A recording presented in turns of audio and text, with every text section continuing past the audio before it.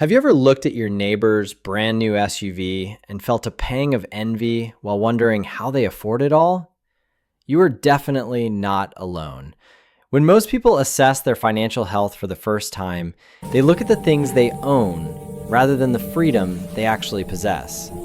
Designer clothes, the latest smartphones, and premium subscriptions fill the modern household. Yet, hidden in that sea of status symbols is a quiet desperation that keeps most families one paycheck away from a total disaster.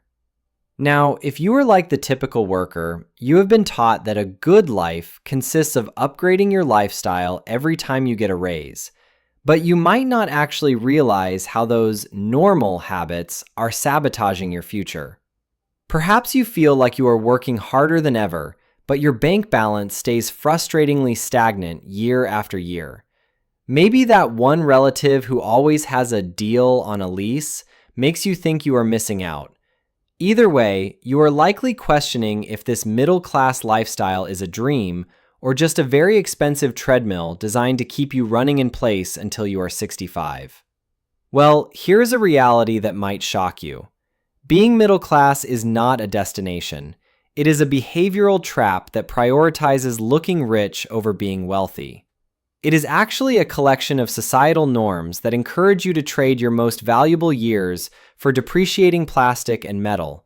And mastering how to break these habits could represent the gap between true financial sovereignty and a life of constant stress because you thought comfort was the goal.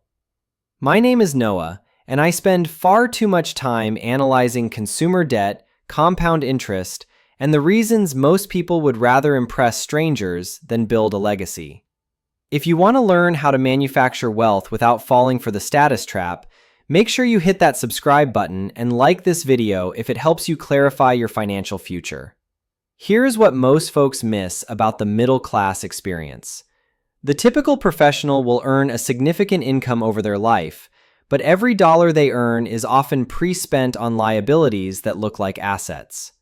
One family might have a massive mortgage, while another has 2 luxury car leases. Some have expensive private school tuitions, while others have high-end hobby costs. Yet, in almost every scenario, the next upgrade is waiting for you like a carrot on a stick. The reason these habits are so sticky isn't because people are greedy. It is because we are biologically wired to seek status within our social group. Think of it as a game of follow the leader, where the leader is actually headed toward a cliff. Instead of building a foundation, we build a facade. But before we explore why these habits are so toxic, let me ask you a quick question.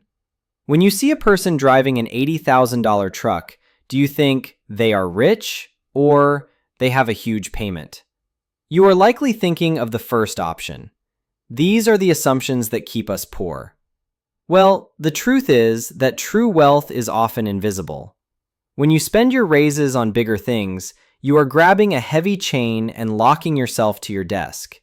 Now, does this sound too extreme? Why shouldn't you enjoy your hard-earned money? These questions are vital because they explain why the comfort trap is the primary reason most people never reach the 7-figure mark. Your lifestyle is essentially a drain on your investment capital. Just as a leaky bucket never stays full, an expensive life never builds a surplus. This data helps you spot the difference between being a high earner and being truly wealthy. Here is the fascinating part. The middle class is the only group that buys things they don't need with money they don't have to impress people they don't like. There is a specific culture that treats debt as a tool for consumption rather than a tool for production. Think of it like a fuel tank with a hole in the bottom. It doesn't matter how much gas you pump in if it keeps leaking out. To escape this cycle, you must satisfy strict rules of your own. You have to be honest about your needs versus wants, possess a long-term vision that outweighs short-term urges, and show actual growing assets in your reports. You also must resist the pressure to fit in to ensure you aren't just a temporary trend. This rigorous discipline is exactly why the self-made wealthy have historically dominated. You aren't just buying toys, you are buying back your time. It is like having a silent partner working for you, but instead of a person, The prize is your liberty. But there is a detail about looking successful that might catch you off guard. Even though a new car feels like an achievement, it is actually a liability that loses value every second. The more you spend on upgrades, the more you move the needle toward financial fragility. So when a job loss occurs, it carries your risk much higher than if you had lived a modest life. This means your habits actually drive a huge portion of your vulnerability.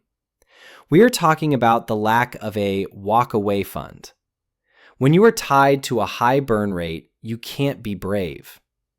Now, having your identity wrapped in your possessions isn't a strategy. These are objects that require constant maintenance and replacement. They have survived fashion trends, but they don't buy your freedom.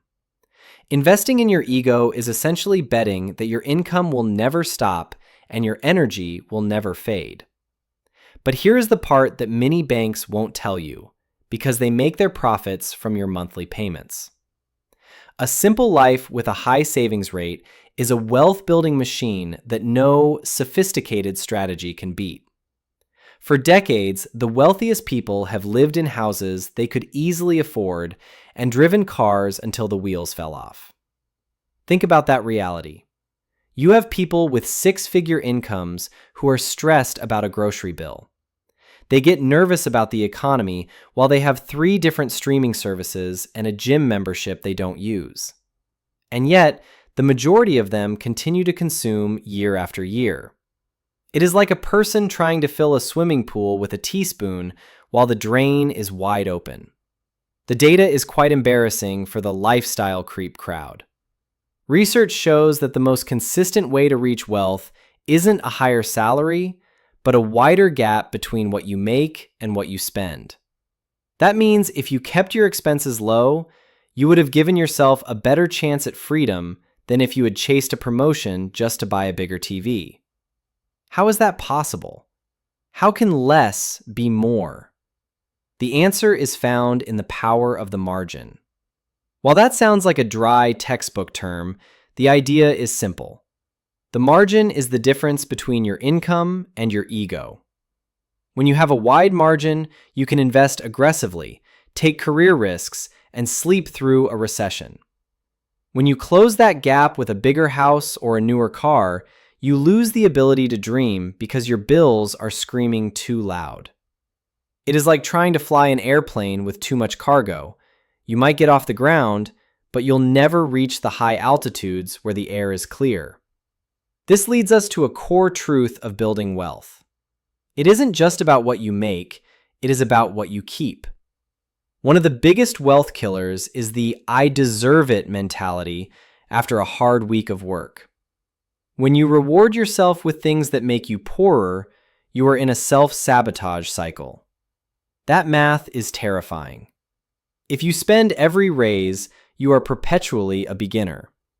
But when you invest that raise, you are building a wall of protection around your family. You are basically choosing between a rich weekend and a wealthy life. These choices also compound. That $500 car payment isn't just a bill, it is the loss of a $500,000 investment account over 30 years. Over a lifetime, middle-class habits can literally cost you your freedom. This is why the most disciplined investors ignore the Joneses and focus on their own balance sheet. They even show examples of teachers and janitors who retired as millionaires because they mastered their habits. Even with a modest income, the disciplined saver often wins because they don't have an ego to feed.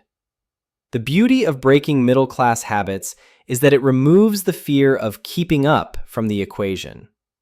You don't have to worry about what people think of your 10-year-old sedan or your modest kitchen. You get a private system. When the neighbors are stressing about their debt, you are watching your dividends grow. Over the long haul, simple living has shown an incredible ability to generate peace, which leads to consistent happiness for you. Let's look at the actual numbers, because this is where the theory becomes a reality. If you save $500 a month instead of spending it on a car, and you do that for 40 years at 10%, you end up with over $2.6 million. That extra wealth didn't come from a lottery. It came from the power of saying no to the average life. This mathematical discipline is the most powerful force in finance. If you start now and just eliminate one normal luxury, you could easily end up with a fortune while your peers are still working for their car notes. That is the reward for having the character to be boring while you build your future. Now, I know it is hard to say no to the nice things, and you are right to want a comfortable life for your family. But here is the secret. Real comfort comes from knowing you don't have to work, not from a heated seat in an SUV you don't own yet. Think of your savings as your freedom fund. When your habits are lean, your options are fat. When the next opportunity arises, and it always has, the person with the lean habits is the one who can change their life, while the middle-class person is stuck in their commute. Successful investors don't want to look rich. They want to be rich. It is like choosing to be the owner of the stadium instead of just a fan in the expensive seats. But you will still hear critics. Friends will claim you are cheap or that you are missing out on life. They will show you their new gadgets and talk about their expensive vacations. What they won't show you is the credit card balance or the anxiety they feel every Sunday night. Complexity sells because it makes the middle-class struggle look unavoidable. But in the world of money, the simplest path to wealth is the one where you stop buying things to impress people. You have to decide if you want to be liked or if you want to be free. Sometimes, being wealthy means choosing the uncool, invisible path. Middle-class habits aren't a law of nature. They are a choice you make every time you swipe your card. Whether you decide to skip the upgrade or just downsize your expectations, the key is keeping the gap open. The best strategy is the one that builds your net worth, not your neighbor's opinion. If this helped you rethink your spending, please give this a like for Prime Noah Invests and let me know in the comments which habit you are cutting first. See you in the next one.